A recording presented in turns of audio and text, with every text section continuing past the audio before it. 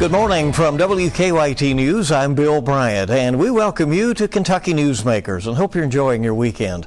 Later, we'll get an update on the process of destroying more than 500 tons of chemical weapons stored at the Bluegrass Army Depot near Richmond. For years, people in central Kentucky have worried about a leak or an accident there, so that's coming up in a few minutes. But first, the Hope Center in Lexington is under new leadership. Lexington has dealt with homelessness and addiction issues for decades. In 1993, the Hope Center opened a shelter and has expanded its programs over the years as needs have grown. You may know Rufus Friday is the former publisher of the Lexington Herald-Leader or his time at KCTCS.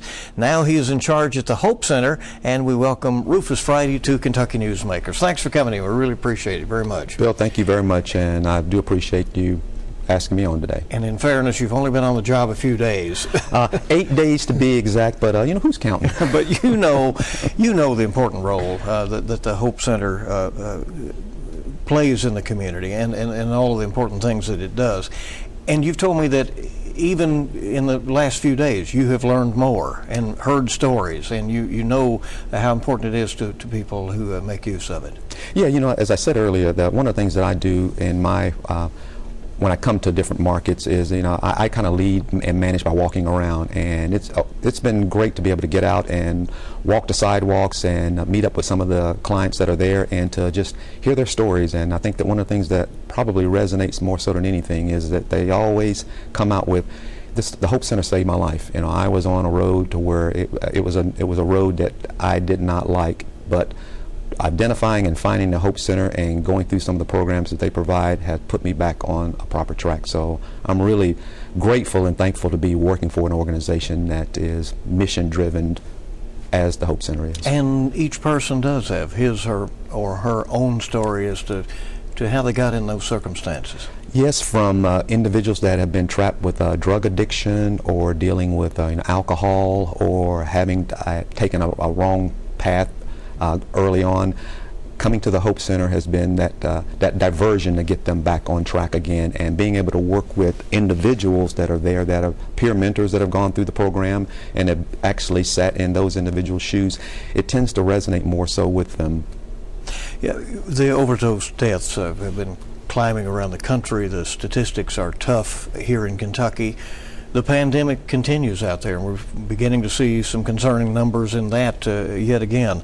This is quite a challenge to take on at a time like this, isn't it? Well, it is, but the thing about it is what I have been impressed with and blown away by is the team at the Hope Center.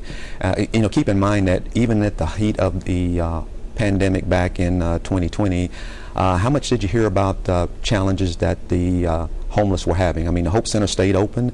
They were also really blessed with having some great partners to come alongside them to help them to be able to space out some of the needs at the emergency shelter. One in point was, Transylvania University came to their aid and provided their gymnasium for the folks on the emergency shelter so that they could have that ability to be able to space out. But as far as, testing and cases, you didn't hear about any kind of an outbreak at the Hope Center's emergency shelter for the men's or the women's, which is a great testament for the team that works at the Hope Center, driving the mission for the organization. How has that mission changed over the years, or do you see it changing going forward? I know, originally and still the main thing is shelter, but there's so many other programs now, and it's so diversified. Yep, and I'm learning as I go. It's one of those things to where it's so many tentacles that the Hope Center has. From drug recovery, addiction, to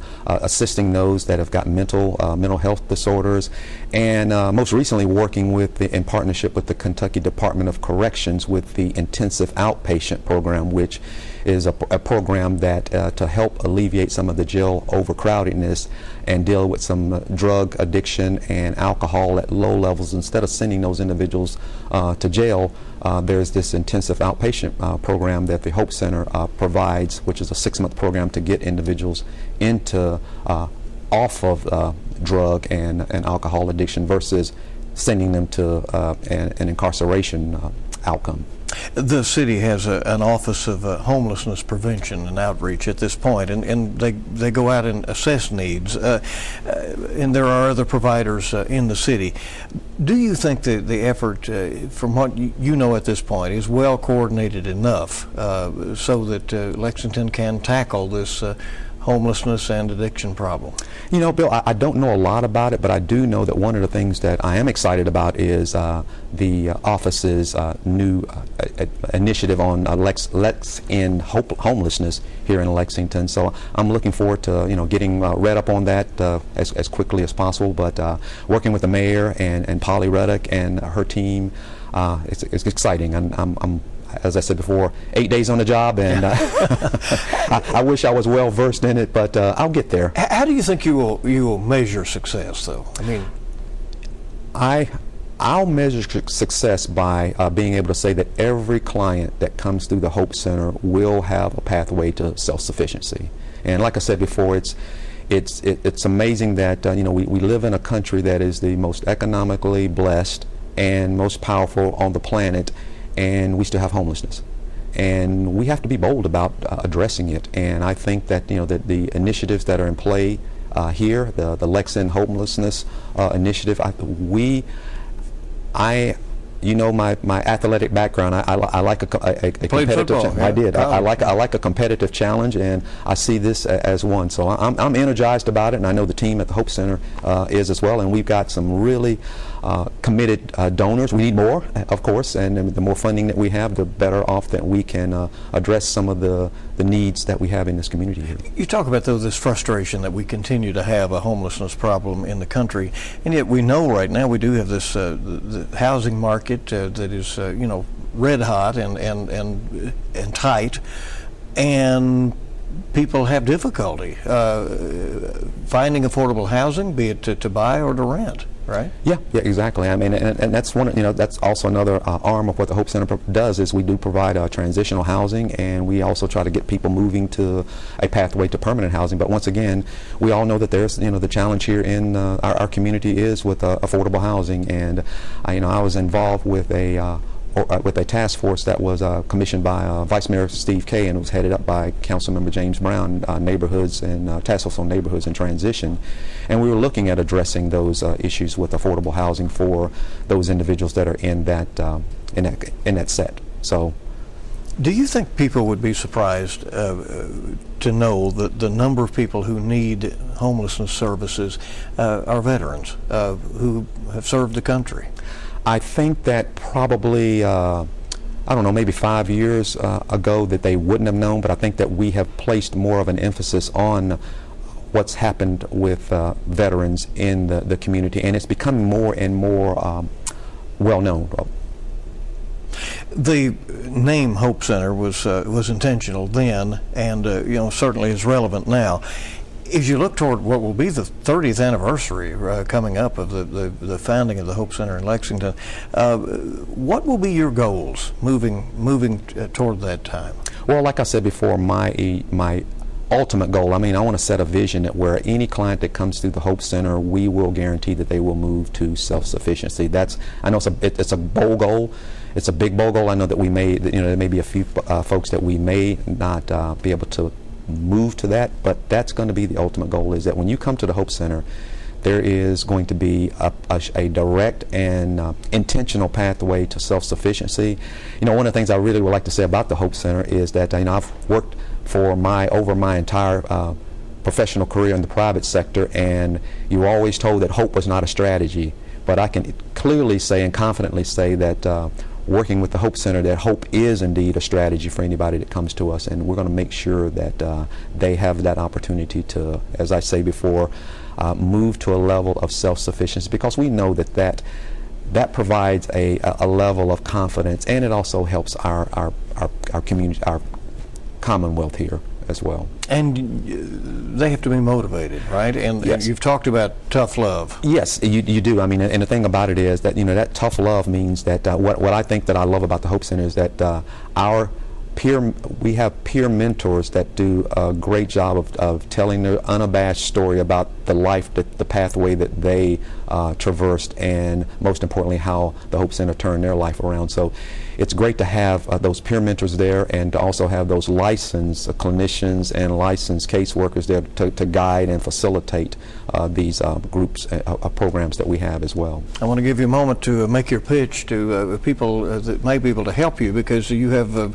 various ways that the community can assist. Right? Oh, absolutely. And one of the things I'm going to say is that, first and foremost, call me.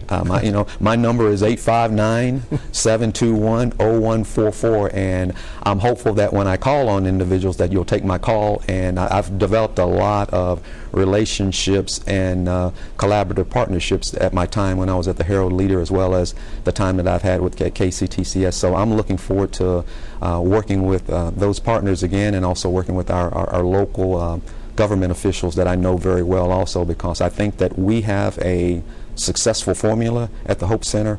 We just need support and help from the community with funding as well. And it can be contributions, it can be volunteerism, collaboration in some way. Exactly. So I'm looking forward to being able to get out and hit the streets and start talking to people about the Hope Center. Do you miss the newspaper business?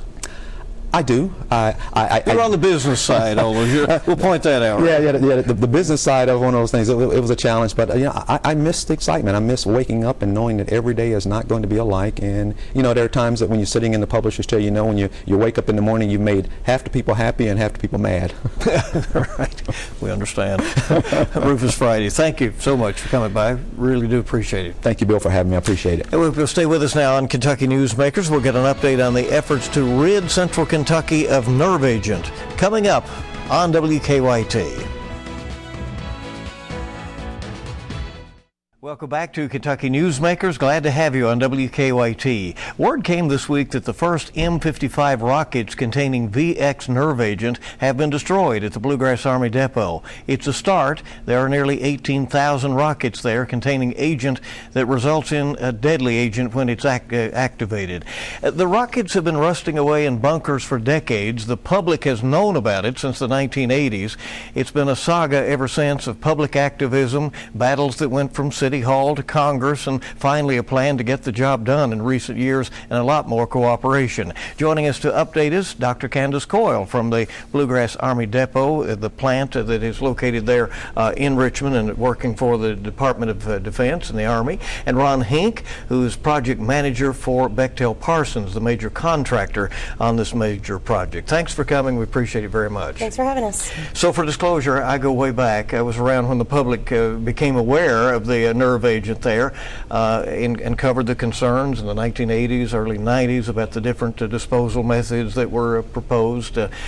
People have lived their lives for decades concerned, but there has been an attempt to work from both sides, the public and the Defense Department and the contractors in recent years. How important is that relationship and that partnership? Fundamental. The public has been a very key part as to why we've been able to be successful. We have a lot of stakeholders, but the local elected officials, the community members, the two advisory boards that we have assigned to us have been such great supporters for us, and I think that's why we've had the success we've had, especially in the last 2 years. Ron, how do you assure the community that you are working to get this done safely? A couple ways. We brief them regularly, and as we face challenges, because it's an aging stockpile, there can be challenges and a few surprises. We engage them, very transparent with how we're dealing with those. And the other thing we do is we have basically walked them through the plant. So they've seen the operation, they understand the dedication that the workforce has to safety and protecting the community, and we basically stay very close to them. While this process is ongoing, should the public have concerns about either a malfunction somehow in the process or the lingering stockpile that is not yet destroyed? So we have a very in-depth safety system, so there's layers and layers of safety. We also invest a lot of energy in training our workforce. So we don't just introduce agent and then try to get good at processing it. We get good at processing off simulations before we put any agent in the plant. So very focused. Dr. Coyle, we hear that 28% of the stockpile is now destroyed. What does that mean? So that means that in the last 2 years we've destroyed the projos, all nerve projectiles are now complete. So that has been the good news story. And we're about 90% done with the mustard projectiles, which should end in the next couple of months, in which case we will be complete with all projectiles that have sat here at this chemical stockpile, which is a huge success in the last 2 years. And then we just started the rocket campaigns.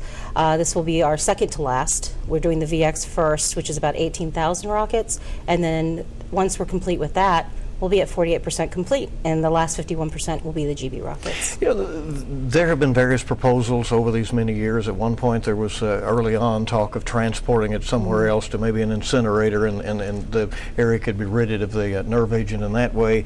There was talk of an incinerator being built on site. There were environmental concerns, a lot of community angst about that, and ultimately this decision was made to do this neutralization process. Is that the superior way to get this done? It's effective and very safe in terms of it's simply mixing the agent with water and caustic, and it breaks it down very effectively. And there's very effective ways to test to make sure that that has in fact happened. So it's a well understood, mature process. What should the public know about what you're doing out there in terms of the teamwork involved to do this safely? Kind of what I said before, in the fact that we are well trained. We rehearse, I would say, off normal type scenarios. We hope to never experience those, but our workforce is basically conditioned and understands how to react. We've got a lot of defense in depth, and surprise isn't our friend here. We want to be prepared for whatever we face, but pretty confident that we've got a really safe approach. And I would add to that too. I think the big thing that makes us successful in that front is not just the culture within the plant itself, but we have the Kentucky Department of Environmental Protection involved, the CDC is involved, we have the Chemical Stockpile Emergency Preparedness Program. So it's not about just safety within the plant, it's safety within the community and then going throughout the state. So it's been very effective, and having those outside eyes looking in helps us see things that we may not always see. Yep. That we need. Did COVID set you back? It was a challenge for sure, but we really, thanks to the support from our workforce, we kind of stepped back, reserved some of our resources, kind of pulled them home, and pulled in what we needed on an as-needed basis. And we actually improved our schedule during COVID, so the workers did really, really well. Yep. Will more equipment have to be brought in, or is it being constructed or whatever to finish? We understand this is said to be the fourth of 5 campaigns to destroy the agent there? Yes, it is. And so we have the main plant, and we have a static detonation chamber that's currently doing the mustard projectiles. Once that facility is done doing mustard, it's going to be transitioned over for nerve agent to do drained warheads or chemical warheads that are being drained of agent in the main plant. So that facility will be transitioned over. But we're building another facility. It's a static detonation chamber, 2000 as we call it. It's larger. It can actually detonate up a full-size rocket. So this is our way of being able to handle very safely the overpacks that we have in the GB rocket campaign. And that will be the first and only kind configured for this purpose in the world. Ron, when you have these public hearings or meetings or gatherings or give tours or whatever, what do people want to know? Largely where are we at? I think there's a lot of confidence in how we're executing. Again, we're very transparent with that, but very excited to see the progress, and it's been a long journey, to get here, and I think people are really comfortable with the progress being made.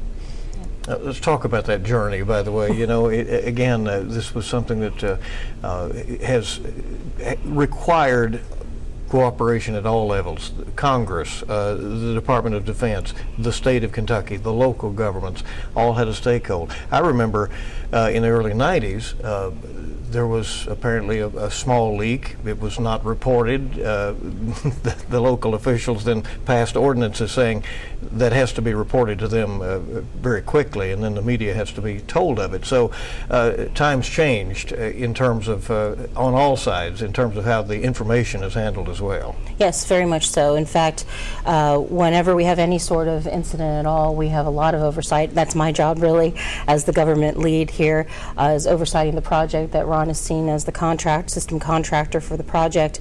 But we also have many at the OSD level, as you can imagine, that also work with us in congressional. We actually had Senator Paul here recently and briefed him on our status, and we anticipate Senator McConnell coming in very shortly. So we constantly are in that reporting, but we've gotten to the point where we're really good at making sure we have awareness across the board, and I think that builds the trust that we need in these last couple of years as we finish up the project. What is a reportable incident?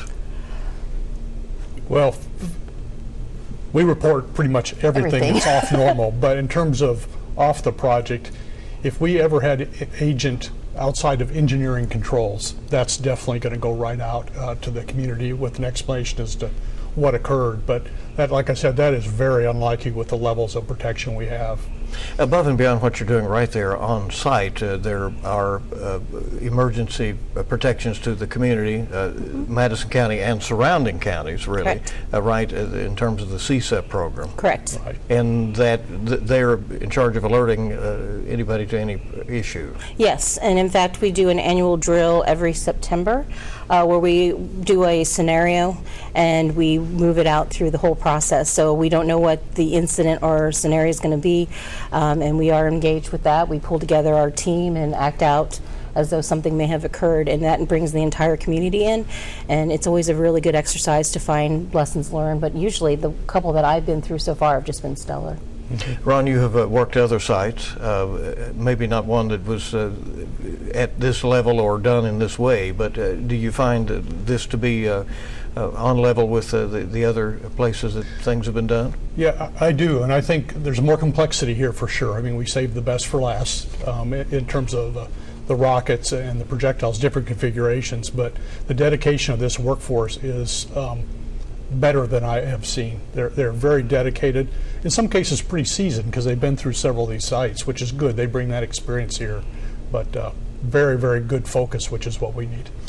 When this is all done, and that's a question that people have, and you say now you're projecting 2 years. Is that your Our time congressional table? mandate is December of 2023, and we are tracking to that schedule. Believe you'll make it? Yes. Yeah.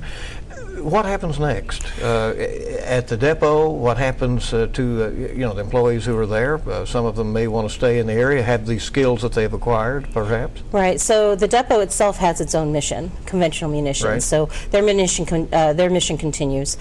We are what we like to call a sunset program.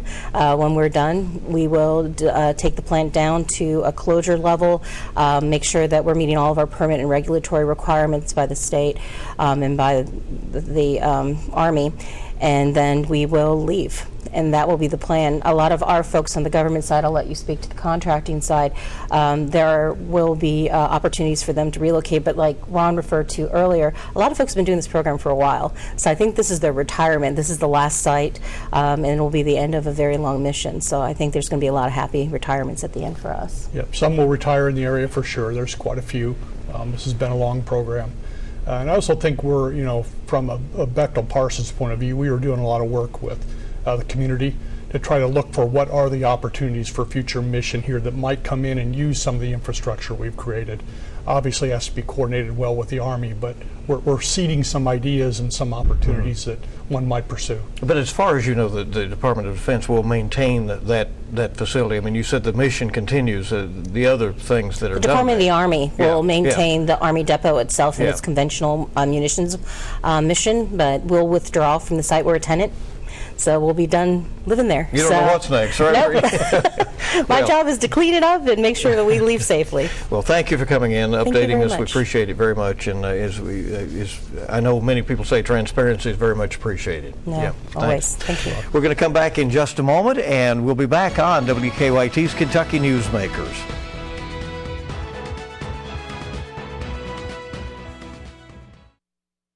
Welcome back to Kentucky Newsmakers. We really appreciate you being with us today. And you might call it a space face-off. Amazon's Jeff Bezos says in a few days he's going to be the first billionaire in space. But Virgin Galactic's Richard Branson says, been there, done that. So who really does get the official title? Well, it's not as cut and dry as you might think. Our chief national political analyst, Greta Van Susteren, explains. Hello, I'm Greta Van Susteren, and here is your full court fast break. The Great Space Race, no longer between the U.S. and the USSR. This is a battle of the billionaires to pioneer and corner astrotourism.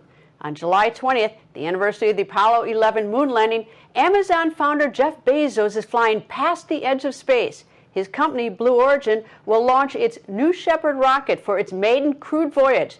Bezos would tell you this will make him the first billionaire in space. You're probably thinking, wait, didn't Richard Branson beat him to it? Well, it depends on who you ask. Last Sunday, the Virgin Empire founder soared 54 miles into the sky, floating weightless for about 4 minutes. But his small rocket plane did not cross the Kármán line. That is the internationally recognized boundary into space, just over 62 miles up. But NASA, the FAA, and the Air Force say the boundary is closer to the Earth, that it starts only 50 miles up. And do not forget about Tesla founder and CEO Elon Musk. He has not been to space yet, but earlier this year, his company SpaceX sent astronauts to the International Space Station.